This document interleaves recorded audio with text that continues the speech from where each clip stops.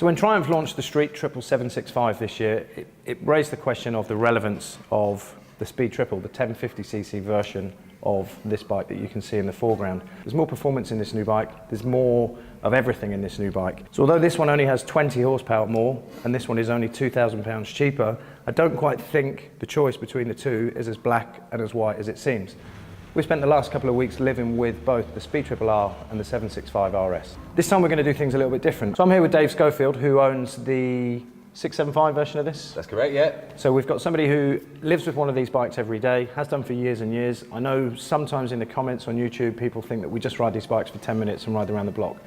Dave's here to qualify the fact that he lives with these bikes day in, day out. We'll also spend some time downstairs here at Carl Rosner Triumph chatting to the service guys. We can find out what the running cost might look like over the average 3-year period. So we'll look at servicing costs, we'll look at the average crash repair cost, we'll look at the fuel economy, the boring, worthy stuff that you guys ask us to do, but sometimes we end up getting a bit too carried away, wearing swanky clothes, riding in sunny countries and doing skids. There's also an interesting point that I'll make at the end about this kind of pandemic bike theft situation that we've got in London.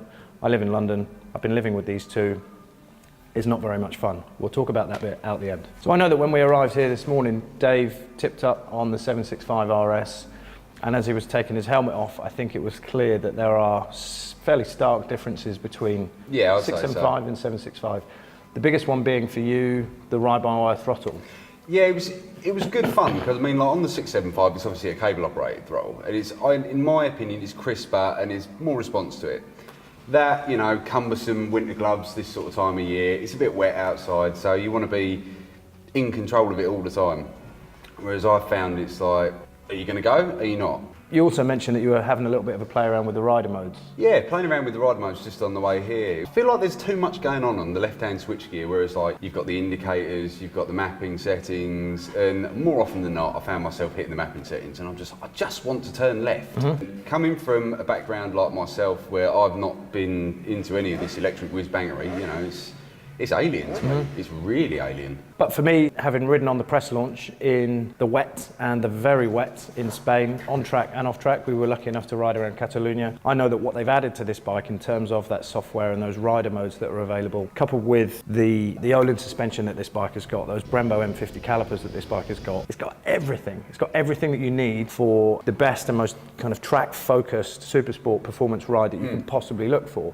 So I think given a little bit of time, you would probably change your tune a little bit and say, actually, I've got used to those riding modes. Yeah, I think so. I love the brakes on it. The brakes are fantastic. In the time that I spent with both of these, when it came to the crunch and I had to choose which one of the bikes I would go for, I thought it would be this one at the outset. Speed Triple's been around forever. I absolutely love them. But when they updated it and went for the version that you can see now, in my mind, I think they refined it a little bit too much. They took out a little bit too much of that hooligan. Took out the lunacy. Yeah, but what they added, I've found over the last 1,500 miles, is this kind of really plush, grown-up way of going too fast. They both go too fast. It's really easy to speed on them. But I just prefer the way that this went about its business. You don't have to chase the throttle like I know you do on that. The gearbox on it is, despite the fact that it doesn't have the quick shifter that the RS that you're riding has, for me it just did everything that I wanted a bike to do for me. Plus it feels a little bit more substantial. Brembo brakes at the front of both. This has got Showa BPF. This has got Öhlins at the front.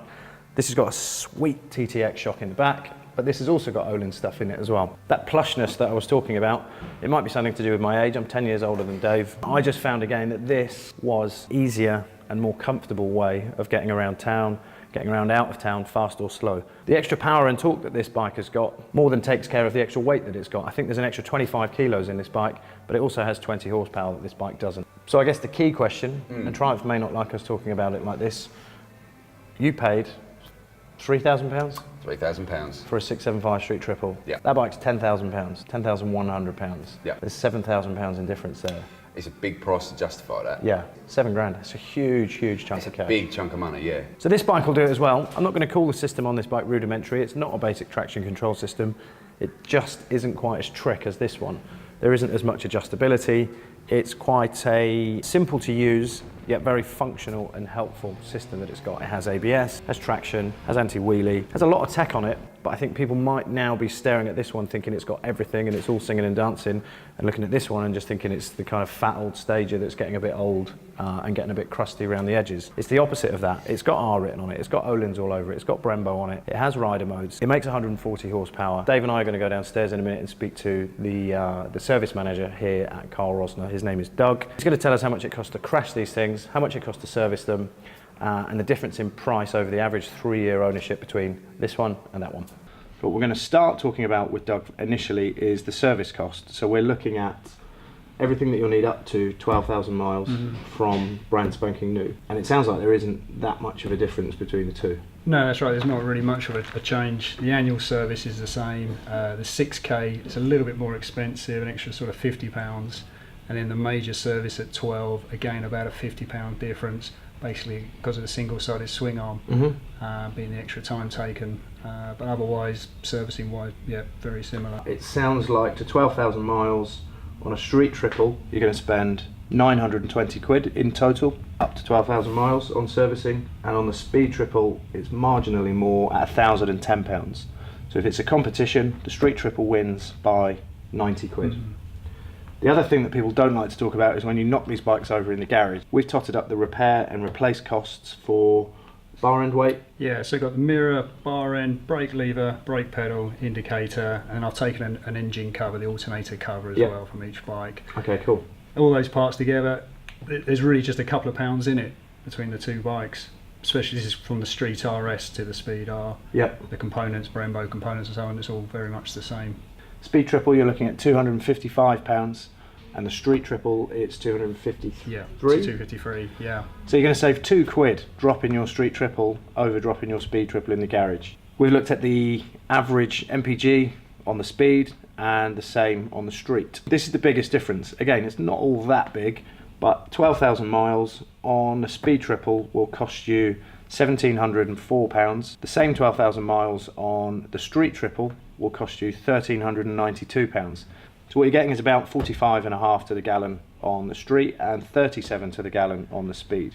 So all in, you're going to save 404 quid running the street triple for the first 12,000 miles compared to the speed triple. So that theft thing that I was talking about at the start of this piece, these are pretty much the lowest hanging fruit in terms of how easy they are to steal and how much they're worth. There was an incident in particular where I was taking my 13-year-old daughter to the gym on this one, pulled up at a set of lights in southeast London. Big dude on a scooter pulled up too close on this side, no helmet, wearing a balaclava. Kind of spidey senses start going, and then another scooter rider pulled up on this side. I jumped the red light with my daughter on the back, all got a bit dangerous, had to ride off. That was the end of that. They didn't see where I was going. It's not like the movies where they can keep up.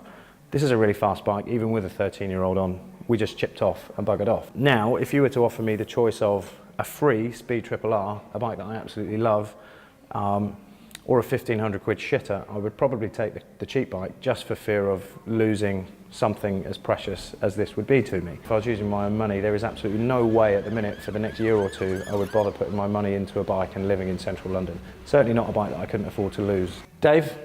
Yeah. Pick a winner. Which one would you go for? It's always been a stipulation with people my age. If you can get a bigger litre bike, then go for it. Personally, having run litre bikes for a couple of years now, I don't think you need it on the road. I can have just as much fun pulling third, fourth gear stand-up wheelies on this as I could just cracking the throttle and behaving like a dick on that. So you're going for the Street Triple? My money's on that. Which of the two would I go for? Again, it's got to be the Speed Triple. This bike has everything that that bike has, and what it doesn't have, you can buy off the shelf and accessorise, and your warranty will still be friendly and all of that stuff. You can't make that bike 300cc bigger. You can't add the extra weight that I prefer to feel to this bike without making it shit. This is the perfect big bike for me. It's the perfect Triumph and it's the perfect Speed Triple. If you're ready to drop 10 grand or 12 grand and you're looking for the perfect naked bike and you're bold and you've got thousands of children and you're a tiny bit overweight like I am, I'm going to say that the Speed Triple will do more for you than the Street Triple. Yes, it's heavier. Yes, it's more expensive, but it does make more power. I found it easier to go faster on this than I did on this, ridiculously. But also just that kind of everyday feel that the Speed Triple had made me smile more of the time than the Street Triple.